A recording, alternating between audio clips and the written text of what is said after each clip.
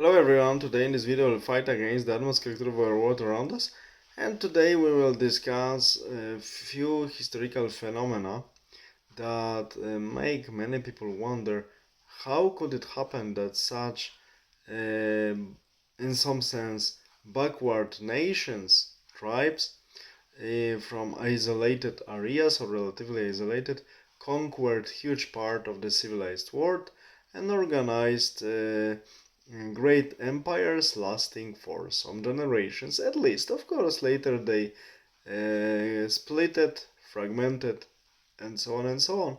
But these empires were created, lasted, and influenced the history of the world. Here, these two empires I would like to discuss in this video is first Islamic Empire, Umayyad Empire, later Abbasid Empire, following this, and Mongol Empire, of course. So we know that after the death of the Prophet Muhammad,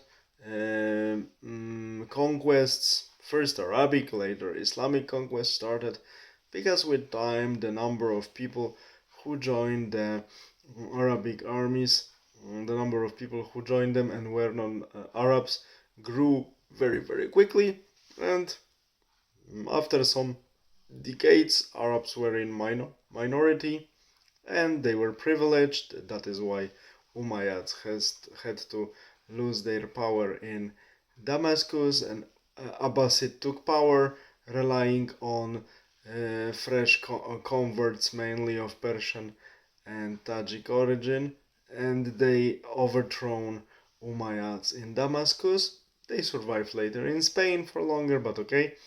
But we see that these empires were created within 3-4 generations and lasted a little bit longer. Of course, later got defragmented, but still Abbasid Empire up to the early 9th century AD was a huge organism lasting from the borders of Asia and Africa till the territories of modern Pakistan.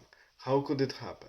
And the secret which is behind it is wise administration, a treatment of the conquered nations, that they were not prosecuted immediately, but they were later by fiscal politics encouraged to convert slowly, and actually many of the people whom the Islamic armies encountered got an offer: or you just give up and we don't conquer you, so you don't lose much, you only pay your tax, and we protect you. Of course, you pay for it and we move forward. So many nations agreed, especially in the beginning of the conquest, because Sassanid Persian and Byzantine empires were weakened after the huge war they were waging between each other for more than 2 decades, shortly before Arabic conquest started. That is why this conquest could proceed so easily in Western Asia and Northern Africa. This is one of the main reasons. But wise administration later and treatment, actually quite, I would say, positive treatment of the conquered nation, was one of the main successes that this empire was. Of the two first Islamic dynasties, why this empire was so stable, or relatively stable with time, as we see. With Mongol Empire, it works very similar, but Mongols were not encouraging anyone to convert to any faith, because even among Mongols, even before Genghis Khan conquest, so the early 13th century AD, different tribes were following different religion, including Christianity, especially Nestorian Christianity, so the branch of the Eastern Orthodox Christianity, created by the Patriarch Nestorius in the 5th century, who stated that Christ didn't have mother. Okay, heresy, fine. But it spread among the nomads.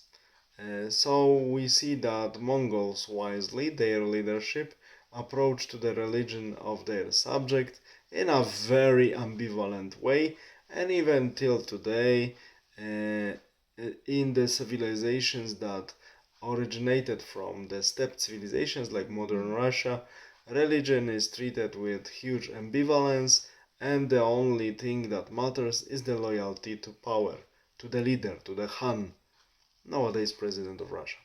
And the religion is treated as, especially Orthodox Christianity, as one of the ministry of souls in the state, and other religions, if the leaders of these religions and followers are obedient to the power, they are tolerated, no one is prosecuted, no one is privileged.